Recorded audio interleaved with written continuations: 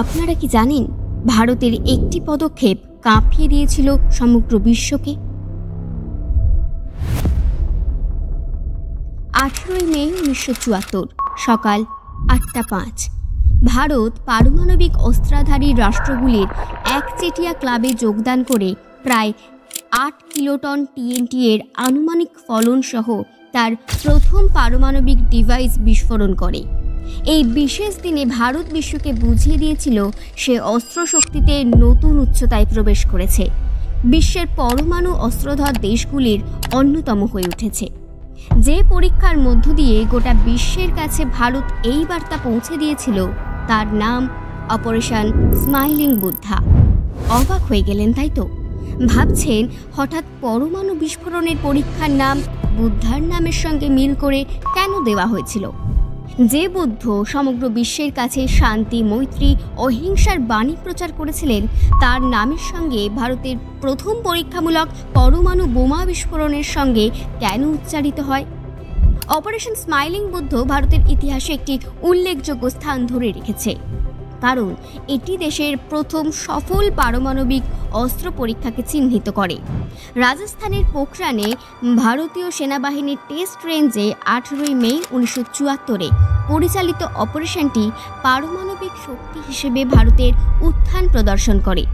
গোটা বিশ্ব ঘটনাটিতে স্তম্ভিত হয়ে যায়। অবশ্য হওয়ার যথেষ্ট কারণ আছে। ভারত তখন ইউএনএসসি অর্থাৎ ইউনাইটেড নেশন অফ সিকিউরিটি কাউন্সিলের মেম্বারও নন। তাও এত বড় স্পর্ধা দেখানোর সাহস কার হবে? পরীক্ষাটি রাজা রামান্নার তত্ত্বাবধানে পরিচালিত হয়েছিল, যিনি তখন ভারতের প্রধান পারমাণবিক গবেষণা প্রতিষ্ঠান ভাবা অ্যাটমিক রিসার্চ সেন্টার অর্থাৎ BARCর পরিচালক ছিলেন।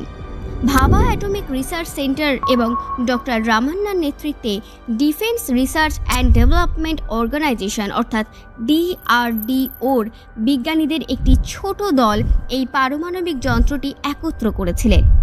1972 সালের 7 সেপ্টেম্বর ভাবা অ্যাটমিক রিসার্চ সেন্টার পরিদর্শন করার সময় তৎকালীন প্রধানমন্ত্রী ইন্দিরা গান্ধী পারমাণবিক যন্ত্র তৈরি করার এবং পরীক্ষার প্রস্তুতি নেওয়ার মৌখিক নির্দেশ দিয়েছিলেন। এটাই ছিল সূচনা, এবং সেই দিন থেকেই কাজ শুরু হয়।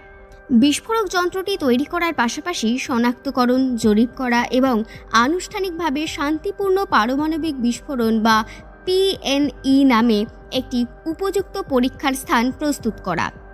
অপারেশনে পোখরান ফায়ারিং রেঞ্জে 107 মিটার গভীর ভূগর্ভস্থ স্যাফারটি একটি থার্মোনিউক্লিয়ার ডিভাইস পরীক্ষা করা হয়েছিল। এটি ছিল ইমপ্লোশন টাইপ প্লুটোরিয়াম ক্রোরের পরমাণু বোমা, অনেকটা নাগাসাকিতে যে ফ্যাটম্যানকে ব্যবহার করা হয়েছিল তার সমগোত্রীয়। কঠোরভাবে গোপনীয়তা বজায় রেখে তৈরি হয়েছিল এটি, কারণ সে সময় আন্তর্জাতিক মহলের চাপ থাকলেও ইন্দিরা গান্ধী নন প্রলিফারেশন ট্রিটিতে স্বাক্ষর করা থেকে বিরত ছিলেন। কাজেই ভারত যে গোপনে পরমাণু বোমা তৈরি করার চেষ্টা করছে এ সন্দেহ অনেকেরই ছিল। ইন্দিরা গান্ধী তার নিজের ক্যাবিনেটকে পর্যন্ত আগে থাকতে কিছু জানাননি। একমাত্র জানতেন প্রধানমন্ত্রীর ক্যাবিনেট সেক্রেটারি পরমেশ্বর হাসকর এবং বিশেষ পরামর্শদাতা দুর্গা প্রসাদ ধর। ভারতীয় সেনাবাহিনীর একমাত্র ওয়েস্টার্ন কমান্ডকে পরমাণু পরীক্ষার কাজে যুক্ত করা হয়। প্রতিরক্ষা মন্ত্রী জগজীবন রাম এবং বিদেশমন্ত্রী শরণ সিং জানতে পারেন পরীক্ষা করার 2 দিন আগে মাত্র। বহু ঘটনা এবং ঘন ঘটার পর অবশেষে রাজস্থানের পোখরানে স্মাইলিং বুদ্ধের ফায়ারিং বাটনে চাপ দেন বিজ্ঞানী প্রণব দস্তিদার। পরীক্ষার পর থেকেই ডিভাইসটির ফলন বিতর্কের বিষয়। যাই হোক, সংবাদ সংস্থা PTI অনুসারে এটি বিশ্বাস করা হয় যে প্রকৃত ফলন ছিল প্রায় 8 থেকে 12 কিলোটন TNT। পরমাণু অস্ত্রের বিস্তার নিয়ে বিশ্বব্যাপী উদ্বেগের মধ্যে ভারতের পররাষ্ট্র মন্ত্রণালয় এই পরীক্ষাকে শান্তিপূর্ণ পারমাণবিক বিস্ফোরণ হিসেবে বর্ণনা করেছেন। ভারতের পরমাণু পরীক্ষার প্রতিক্রিয়ার নিউক্লিয়ার সাপ্লায়ার গ্রুপ অর্থাৎ NSG গঠিত হয়। NSG ছিল 48টি পারমাণবিক সরবরাহকারী দেশগুলির একটি দল, যারা পারমাণবিক সম্পর্কিত সরঞ্জাম, প্রযুক্তি এবং উপাদান রপ্তানি নিয়ন্ত্রণ করতে একত্রিত হয়েছিল অপরমাণু অস্ত্র রাষ্ট্রগুলিতে। মনে করা হয় আন্তর্জাতিকভাবে কানাডা এবং নিউজিল্যান্ডের মতো অনেক দেশ প্রকাশ্যে ভারতকে পারমাণবিক অস্ত্র চালানোর জন্য সমালোচনা করেছেন। পোখরান-1 পারমাণবিক পরীক্ষা 1998 সালে, পোখরান-2 পারমাণবিক পরীক্ষা দ্বারা অনুসরণ করা হয়েছিল। এই পরমাণু পরীক্ষার পোশাকি নাম দেওয়া হয়েছিল স্মাইলিং বুদ্ধা, অর্থাৎ মৃদু হাস্যময় বুদ্ধ অথবা সহাস্য বুদ্ধ।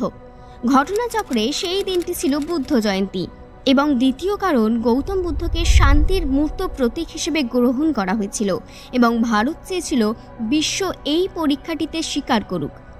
সফল পরীক্ষার পর ভাবা পরমাণু গবেষণা কেন্দ্রের তৎকালীন পরিচালক রাজা রামান্যা প্রাক্তন প্রধানমন্ত্রী ইন্দিরা গান্ধীর কাছে একটি গোপন বার্তা পৌঁছে দিয়েছিলেন এবং বলেছিলেন বুদ্ধ অবশেষে হাসলেন। কিন্তু দুঃখের বিষয়, এত বড় কাণ্ডের শিরোমণিকে আমরা অনেকেই চিনি না।